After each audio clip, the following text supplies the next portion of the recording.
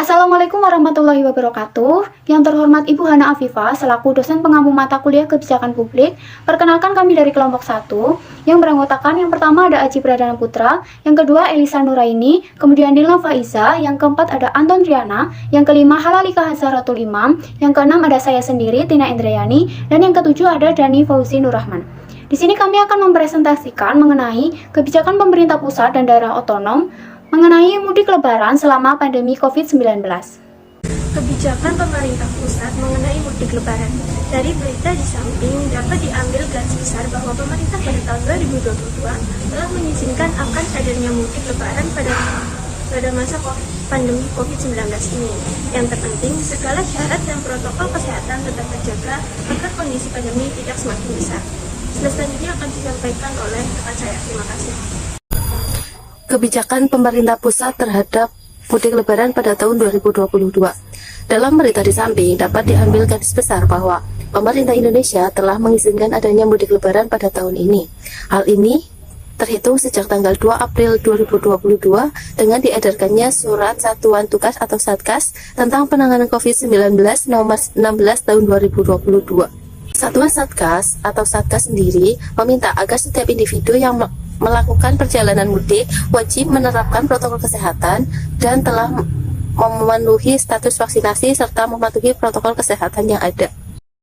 Materi selanjutnya tentang kebijakan daerah otonom mengenai mudik lebaran.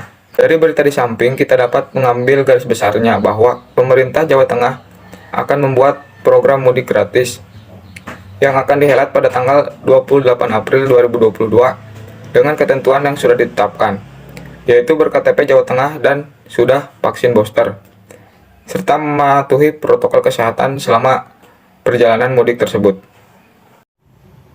Baik, saya akan melanjutkan presentasi dari teman saya. Pada slide selanjutnya disebutkan dengan adanya program mudik gratis ini yang menjadi kebijakan otonom, tentunya mendukung kebijakan pemerintah pusat. Ini adalah sebagai contoh yang sudah boleh mudik pada lebaran tahun 2022 ini, asal telah memenuhi syarat-syarat mudik dan tetap mematuhi protokol kesehatan yang sudah ditetapkan pemerintah. Sekian presentasi dari saya. Baik, di sini saya akan melanjutkan presentasi. Di sini saya akan membahas tentang kebijakan pemerintah daerah otonom mengenai mudik lebaran. Garis besar dari berita di samping, pemerintah daerah Jawa Barat membahas bahwa setiap orang yang akan mengadakan mudik ke daerah asal tujuan, masing-masing harus baik kendaraan maupun orang tersebut. Teman saya ada yang meninggal, ini kisah nyata, kemarin-kemarin baru 3 hari kayaknya nih. Teman SMP meninggal di Selawi, Tegal karena tertabrak oleh truk dengan motor. Mudik lebaran, naik motor, tabrakan di Tegal, Selawi. Langsung meninggal di tempat dan sekarang sudah dimakamkan. Ini adalah sebagai pembahasan saat atau akan pulang mudik, bahwasanya harus kendaraan itu harus baik atau orangnya. Terima kasih, akan dilanjutkan oleh kawan saya. Monggo. Baik, di sini saya akan melanjutkan presentasi dari teman saya, yaitu tentang perbandingan kebijakan pusat dan otonom pada mudik lebaran selama pandemi COVID-19. Yang pertama, dari beberapa kebijakan, baik kebijakan pemerintah pusat maupun daerah atau otonom, dapat dibandingkan atau disimpulkan bahwa kebijakan pemerintah daerah tidak jauh beda dengan pemerintah pusat.